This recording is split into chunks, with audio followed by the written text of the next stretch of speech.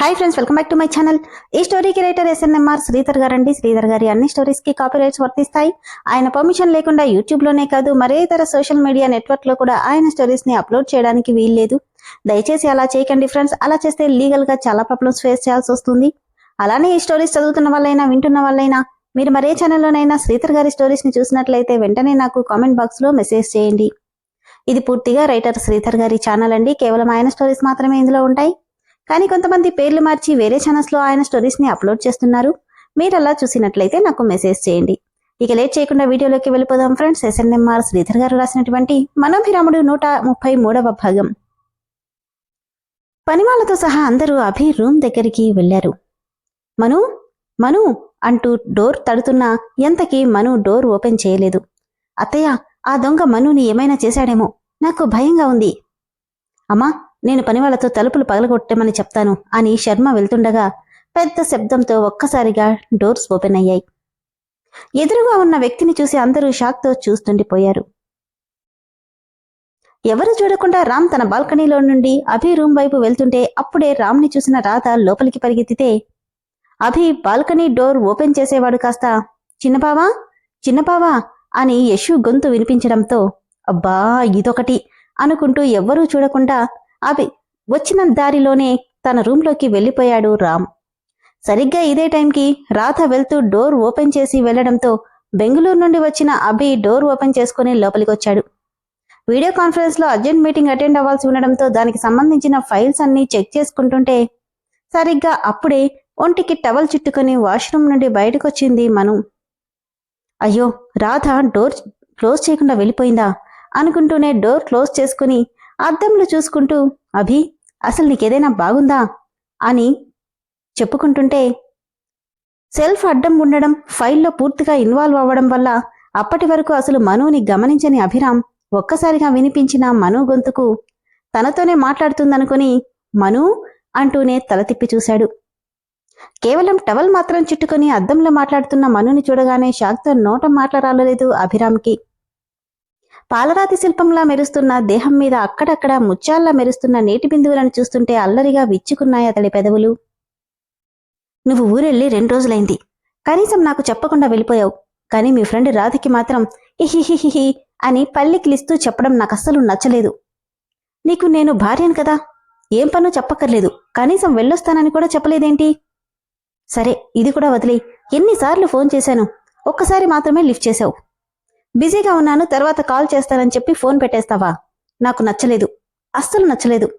నా మీద నీకసలు ప్రేమే లేదు అంటూనే తలకి కట్టిన టవల్ని విప్పేసి చేత్తో తల విదిలించుకుంటూ వెళ్లేటప్పుడు అభి రాధని హక్ చేసుకోవడం కళ్ల ముందు మెదులుతుంటే కళ్లల్లో సన్నగా తడి చేరుతుంటే అది అభి కండిని దాటిపోలేదు. బొంగురుపోయిన గొంతుతో, భార్య అంటే నీకు అసలు ప్రేమే లేదు కదా? నువ్వు నా ముందు నిలబడితే అసలు నీతో మాట్లాడను. ఎక్కడికైనా పో, నాకెందుకు అనుకుంటుంటే సన్నగా నవ్వుకున్నాడు కబోర్డ్ వెనకాల ఉన్న అభిరామ్. అయినా తనకి నా అవసరం లేనప్పుడు నాకు కూడా తనక్కర్లేదు అనుకుంటూ చుట్టుకున్న టవల్ని తీయబోతూ అద్దంలో చూసిన మనుకి కబోర్డ్ మీద మోచేయి పెట్టుకుని నవ్వుతూ తన వైపే చూస్తున్న అభి కనిపించాడు. దాంతో గట్టిగా అరిచేసింది. మరోవైపు తన రూంలోకి వెళ్లిపోయిన రామ్ విసుగ్గా డోర్ ఓపెన్ చేసేసరికి అక్కడున్న యశుని చూసి ఏంటి అని అడిగాడు. బయటికెళ్ళాలి బావా, తీసుకెళ్తావా? వెళ్లను అంటూ డోర్ క్లోజ్ చేస్తుంటే బావా బావా బావా ప్లీజ్ బావా ప్లీజ్ అంటూ డోర్ ఓపెన్ చేసుకుని లోపలికొచ్చింది. అబ్బా, ఏంటే నీ గోల? సాగదీస్తూ, గోల కాదు బావా, చెర్రీలా ఉన్న నా లిప్స్ టేస్ట్ చూశాక వన్స్ మోర్ అనిపిస్తుంది. ఎచి నోర్మై. తన భుజం మీద తల ఆనించి, ఎందుకు బావా అంత కోపం? మరి నా లిప్స్ టేస్ట్ నీకెలా అనిపించింది అంటుంటే టక్కుమని పక్కకు జరిగి వాంతొచ్చేలా ఉంది అని అన్నాడు. అబ్బా అంటూ గడ్డం రుద్దుకుంటూ, ఏంటి బావా ఇలా తోసేశావు? అయినా అదేంటి అలా అనేశావు? నా లిప్స్ ఏమంత దరిద్రంగా ఏముండవు. అది టేస్ట్ చేసిన నేను కదా చెప్పాలి. కాబట్టి నా లిప్స్ చెర్రీలాగా ఉంటే నీవి మాత్రం కాకరకాయలా ఉన్నాయి. వచ్చిన పని అయిందిగా, ఇక బయటికి దయచేయి. వెళ్లను, నీతో ముఖ్యమైన విషయం చెప్పాలి. ఏంటి? అదేంటంటే అంటూ మెలికలు తిరుగుతుంటే మరోవైపు ఇదే టైంకి గట్టిగా అరిచిన మను గొంతుకు అక్కడ అందరూ పైకి వచ్చేస్తారనని భయపడి ఫాస్ట్గా తన దగ్గరికెళ్ళి తన పెదవులతో మను పెదవుల్ని మూసేశాడు అభిరామ్. వద్దన్నట్టు గింజుకుంటూ అభిని నెట్టేయాలని చూసినా తన అధరాల్లోని మధురమ తెలిసే కొద్దీ దాన్ని చవిచూస్తూ ఆమె నడుం చుట్టూ చేయేసి దగ్గరికి లాక్కున్నాడు. మొదట్లో నెట్టేయాలని చూసిన మాటల్లో చెప్పకపోయినా తన ప్రేమంతా ఆ ముద్దులో చెప్తుంటే నెట్టేయాలని చూసిన చేతులు అతని వెన్ను చుట్టూ వేసి అతని ముద్దుతో జత కలిపింది మను. ఇదే టైంకి రామ్ రూంలో, అదేంటంటే బావా నేను నిన్ను అంటూ ఒక్కో అడుగు ముందుకేస్తుంటే, నువ్వు నన్ను అంటూ ఒక్కో అడుగు వెనక్కేస్తున్నాడు రామ్. అదే బావా నేను నిన్ను అంటుండగానే విస్తురుగా ఆమెను తోసేశాడు. అలా తోసేయడంలో తను వెనక్కి పడిపోతే యశు రామ్ షర్ట్ని గట్టిగా పట్టడుకోవడంతో తనతో పాటు రామ్ కూడా యశు మీద వెళ్ళకిలా పడిపోయాడు. అలా పడ్డంలో ఇద్దరి పెదవులు కలిసే టైంకి రామ్ తల పక్కకి తిప్పేయడంతో పెదవుల మీద పడాల్సిన సెకండ్ కిస్ రామ్ బుగ్గ మీద పడిపోయింది. 10 నిమిషాల పాటు సాగిన అధర చుమ్మనానికి ఊపిరి భారంగా మారడంతో నెమ్మదిగా ఆమె పెదవులు వదలగానే అతడి కళ్ళల్లోకి చూడలేక కనురెప్పలు భారంగా వాలిపోతుంటే ఎదురుగా ఉన్న అద్దంలో టవల్తో ఉన్న తనని తను చూసుకొని వెనక్కి తిరిగి, అభి నువ్వు ముందు బయటికెళ్ళు అంది. వెనుక నుండి ఆమెను హత్తుకొని మెడ మీద మీసాలతో గిలిగింతలు పెడుతూ, ఏ టవల్లో ఉన్నానని ఇప్పుడు గుర్తొచ్చిందా? చేతులతోనూ కాళ్లతోనూ తనని కప్పుకుంటూ, అభి ప్లీజ్ బయటికెళ్ళు. ఆమె మెడవంపులో తల పెట్టుకుని, వెళ్తాలే కాని ఏంటి నా మీద కారాలు మిరియాలు నూరుతున్నావు, ఏంటి కదా అంటూనే మెడ మీద చిన్నగా బయట చేయగానే, ప్లీజ్ అభి ముందిక నుండి వెళ్ళు, నాకేదోలా ఉంది. ఎలా ఉంది? ఏమో తెలియట్లేదు ప్లీజ్ అంటుంటే తన చెవి దగ్గర సన్నటి వాయిస్తో హస్కీగా, చాలా హాట్గా ఉన్నావు మనం, అస్సలు వదలాలనిపించట్లేదు అంటే కళ్ళు విప్పార్చి చూస్తూ, అభి ఎస్ మను ప్లీజ్ అంటూనే నెమ్మదిగా తనని చుట్టుకుపోతున్నాడు. అభి ప్లీజ్ వద్దు అంటూ తనని విడిపించుకుని దూరంగా వెళ్లబోతుంటే ఆమెని వెళ్ళనివ్వకుండా తన నడుం పట్టుకుని తనతో సహా బెడ్ మీద వాలిపోయాడు అభిరామ్.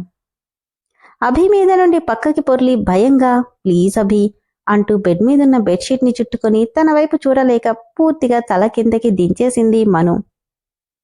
నవ్వుతూ తన గడ్డం పట్టుకుని పైకెత్తగానే చురకత్తుల్లా ఉన్న తన వాడి చూపులకి తట్టుకోలేక సిగ్గుతో కళ్ళు పూర్తిగా వాలిపోయాయి మనుకి. రోజురోజుకి చాలా నచ్చేస్తున్నావు. ఐఎమ్ యువర్ హస్బెండ్, నా దగ్గరికి రావడానికి భయమెందుకు అంటే మెడ మీద తగులుతున్న అతడి వెచ్చని శ్వాసకు శరీరం మనసు రెండూ వశం తప్పుతుంటే మత్తుగా కళ్ళు మూసుకుంది. టెన్షన్తో ఒళ్లంతా చెమటలు పట్టేయడం చూసి నవ్వుకొని తన మీదకి ఒరుగుపోతుంటే సరిగ్గా అప్పుడే ఇంట్లో వాళ్ళంతా మను మను అంటూ తలుపు కొడుతున్న చప్పుడికి మను భయంగా కళ్ళు తెరిస్తే అందుకోపోయిన జాంపండు చేజారిపోవడంతో ఛ అంటూ ఫ్రస్ట్రేట్ అవుతూ బెడ్ మీదున్న చీరని మను మీదకి విసిరేసి తను డోర్ ఓపెన్ చేయడానికి వెళ్తుంటే ఫాస్ట్గా చీర తీసుకుని వాష్రూంలోకి వెళ్ళిపోయింది మను. అబ్బా ఏంటి బావా సెకండ్ కిస్ ఇలా మిస్ చేశావు అంటే ఛ అనుకుంటూ పైకి లేచాడు. తన షర్టు పట్టుకుని మీదకి లాక్కున్న యశు, ప్లీజ్ బావా ఈసారి డైరెక్ట్గా నేను కిస్ చేయనా అని ముద్దు పెట్టుకోపోతుంటే అప్పుడే పక్క రూంలో నుండి మను మను అంటూ అందరూ వినిపిస్తున్న సౌండ్స్కి అక్కరెందుకు పిలుస్తున్నారు అంటూ యశు ఆశ్చర్యపోతే విసుగ్గా ఆమె మీద నుండి పైకి లేచి డోర్ ఓపెన్ చేసుకుని బయటకొచ్చాడు రామ్. తన వెనకే వచ్చింది యశు కూడా. అభి డోర్ ఓపెన్ చేయడం వీళ్ళు రావడం ఒకేసారి జరగడంతో అభిని చూసిన కుటుంబ సభ్యులంతా ఆశ్చర్యంగా, అభి నువ్వా అని అడిగితే, నేనే మామ్, ఏమైంది అందరూ ఇలా వచ్చారేంటి? రాధ కూడా షాక్గా కృష్ణ అంటూ ఆశ్చర్యపోయింది. ఎందుకంటే అతను రావడం ఆమె చూడలేదు. ఎటూ రామ్ రూంలోనే ఉంటాడు కదా, మనోని ఇరికిద్దామనుకుంది. నువ్వెప్పుడొచ్చావురా మనవడా? ఇందాకే నానమ్మా, నేనొచ్చినప్పుడు మీరంతా ఎవరూ లేరు, టైర్డ్గా ఉండి ఫాస్ట్గా పైకొచ్చేశాను. అయినా మీరంతా ఎందుకిలా అడుగుతున్నారు? ఏం లేదురా మనవడా, మన రాధ ఎవరో దొంగ మీ బాల్కనీలోకి రావడం చూసిందంట. నవ్వి, దొంగ? హే రాధా, ఏమైనా కలగన్నావా? ఇంతమంది ఇంట్లో ఉంటే దొంగలెలా వస్తారు?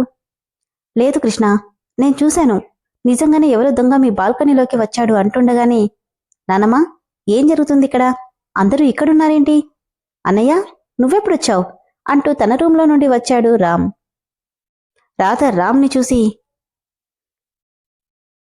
నేను చూసింది ఎవర్ని అని ఆశ్చర్యంగా కన్ఫ్యూజ్ అవుతుంటే, ఏం లేదురా, మన రాధ ఏదో కలగంది అంతే, అందుకే అందరూ ఇలా పరిగెత్తుకుంటూ వచ్చారు అని అభి అంటే, పట్టపగలే కలలేంటి రాధా, శర్మగారు రాధకి త్వరగా పెళ్లి చేసేయండి, లేదంటే ఇలా కలల్లోనే బతికేలా ఉంది అని రామ్ అంటే, యశు తన వెనకే వస్తూ, కరెక్ట్గా చెప్పావు బావా, నిజంగానే రాధక్క ఈ మధ్య ఏదో లోకంలో ఉంటుంది, అందుకోసమైనా తొందరగా పెళ్లి చేయాలి అంటే కోపంగా చూసింది రాధ.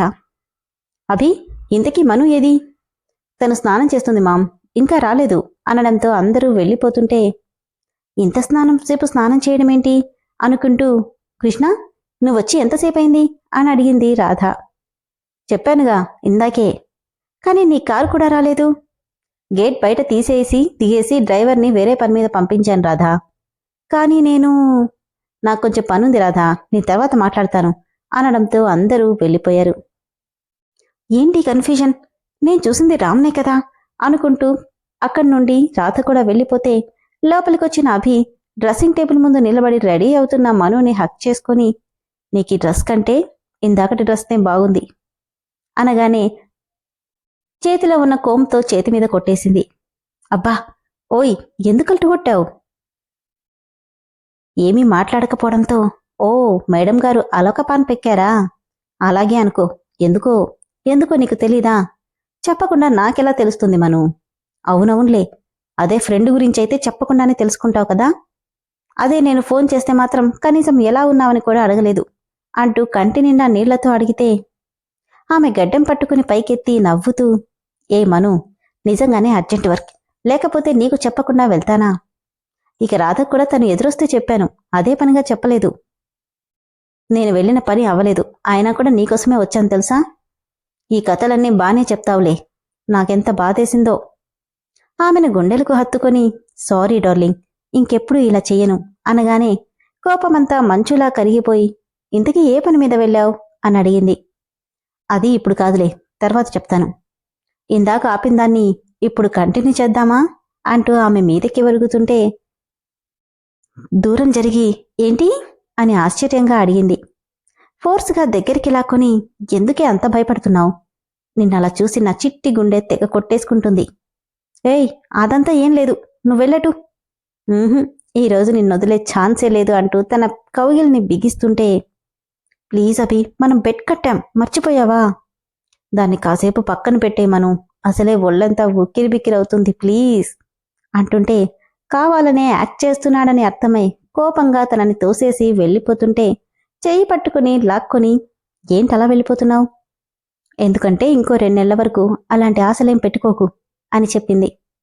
నువ్విలానే చేశావంటే నేను మళ్ళీ నా పాత గర్ల్ ఫ్రెండ్స్ దగ్గరికి వెళ్లాల్సొస్తుంది అని అభిరామ్ అనగానే, సీరియస్గా, వెళ్ళినప్పుడు చూద్దాంలే, అయినా నువ్వు మాట తప్పవని నాకు తెలుసు.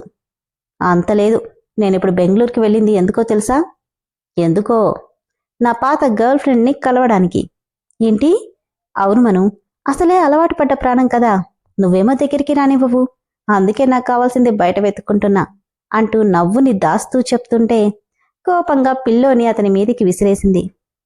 ఏయ్ మను, ఆగు అంటూ ఆగకుండా వెళ్ళిపోతుంటే, తన బిహేవియర్కి నవ్వుకొని ఫ్రెష్ అవడానికి వెళ్ళిపోయాడు అభిరామ్. విన్నారు కదా ఫ్రెండ్స్, రాధ ఒకటి అనుకుంటే అక్కడ ఇంకోటి జరుగుతుంది. నిజంగానే రాధ రామ్ మను రూంలోకి వెళ్లడం చూసింది, కానీ యశు వచ్చి డిస్టర్బ్ చేయడంతో రామ్ వెళ్ళిపోతే అదే టైంకి అనుకోకుండా మను రూంలోకి వచ్చాడు అభిరామ్. అందుకే అంటారు, మనం మంచి చేస్తే మంచి జరుగుతుంది, చెడు చేయాలని చూస్తే అది తిరిగి మనకే జరుగుతుంది.